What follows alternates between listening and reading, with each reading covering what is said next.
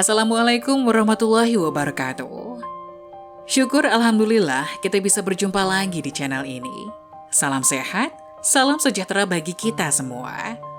Semoga kita semua dalam keadaan sehat dan dalam lindungannya. Seperti biasa, kita akan berbagi kisah dari yang unik menarik sampai bikin nangis. Mari kita simak kisahnya.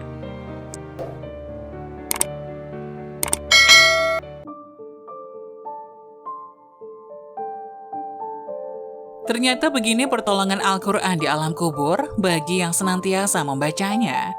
Setiap makhluk hidup di dunia ini sudah pasti akan mengalami dan merasakan kematian. Karena kematian merupakan akhir dari perjalanan hidup manusia di dunia dan menjadi awal kehidupan sebelum kelak hidup di akhirat. Sebagai umat Islam, hendaknya kita mempersiapkan bekal berupa amal kebaikan agar terhindar dari siksa baik di dalam kubur maupun kelak di alam akhirat. Seperti firman Allah di dalam Al-Quran Surat Al-Hasyr ayat 18 yang artinya, "Wahai orang-orang yang beriman, bertakwalah kepada Allah dan hendaklah setiap orang memperhatikan apa yang telah diperbuatnya untuk hari esok akhirat. Dan bertakwalah kepada Allah, sungguh Allah maha teliti terhadap apa yang kamu kerjakan." Salah satu hal yang dapat dilakukan untuk mempersiapkan bekal di akhirat kelak adalah dengan membaca Al-Quran. Al-Quran merupakan petunjuk bagi siapapun yang membaca dan memahaminya. Selain itu, ternyata Al-Quran juga akan memberikan pertolongan di hari kiamat kelak bagi siapapun yang membacanya. Al-Quran merupakan kitab suci yang diturunkan Allah kepada Nabi Muhammad SAW melalui perantara malaikat Jibril untuk dijadikan sebagai pegangan atau pedoman hidup bagi umat manusia di dunia. Orang yang senantiasa membaca Al-Quran pasti hatinya akan selalu merasa tenang dan damai, karena dia selalu merasakan kedekatannya dengan Sang Pencipta, yaitu Allah Subhanahu wa Ta'ala. Tidak hanya itu, orang senantiasa membaca dan memahami Al-Quran pun akan diberikan pertolongan, berupa penerangan sampai ia akan masuk ke dalam surga kelak. Sahabat Anas Ibnu Malik radhiyallahu anhu mengatakan bahwa Rasulullah pernah bersabda, "Tiada penolong yang lebih utama derajatnya di sisi Allah pada hari kiamat daripada Al-Quran. Bukan nabi, bukan malaikat, dan bahkan pula yang lainnya." Hadis riwayat Abdul Malik bin Habib Syarah Ihya.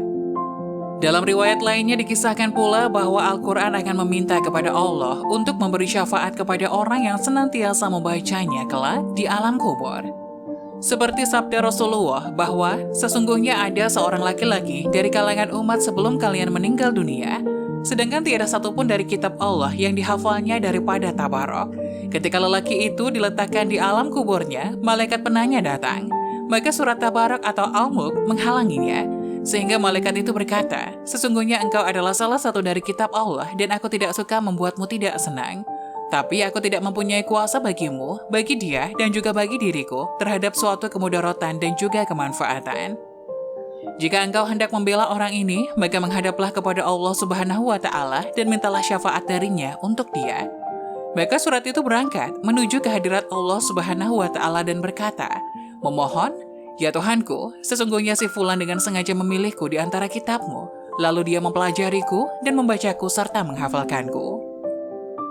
Maka apakah engkau akan membakarnya dengan api, sedangkan aku berada di dalam rongganya? Jika engkau hendak mengazabnya, maka hapuskanlah aku terlebih dahulu dari kitabmu."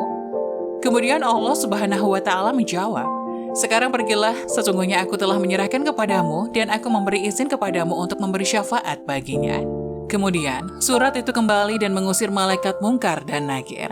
Lalu penghafal surat tersebut bangkit dengan keadaan senang hati karena tidak mengalami siksaan apapun dari malaikat tersebut. Kemudian surat itu meletakkan ke mulut lelaki itu dan berkata, "Selamat datang dengan mulut ini, barangkali mulut ini senantiasa digunakan untuk membacaku. Selamat datang kepada dada ini, barangkali dada ini senantiasa digunakan untuk memuatku. Selamat datang dengan kedua kaki ini, barangkali kedua kaki ini senantiasa digunakan untuk berdiri membacaku." Surat tersebut menghibur lelaki tersebut di alam kuburnya karena merasa khawatir bila ia kesepian dan merasa ketakutan. Anas Ibnu Malik radhiyallahu anhu melanjutkan bahwa setelah Rasulullah SAW menceritakan ini, maka tidak seorang pun baik anak kecil atau orang dewasa ataupun budak atau orang yang merdeka melainkan mempelajari dan menghafalkannya. Rasulullah SAW memberi nama sebutan Al-Munjiat atau surat yang menyelamatkan. Demikianlah penjelasan tentang pertolongan Al-Quran di alam kubur bagi siapa saja yang senantiasa membaca dan mengamalkannya. Semoga kisah tadi dapat memberikan hikmah dan manfaat untuk penonton semuanya. Jangan lupa like, subscribe video ini agar tidak ketinggalan info-info bermanfaat selanjutnya. Sekian dari kami, terima kasih. Wassalamualaikum warahmatullahi wabarakatuh.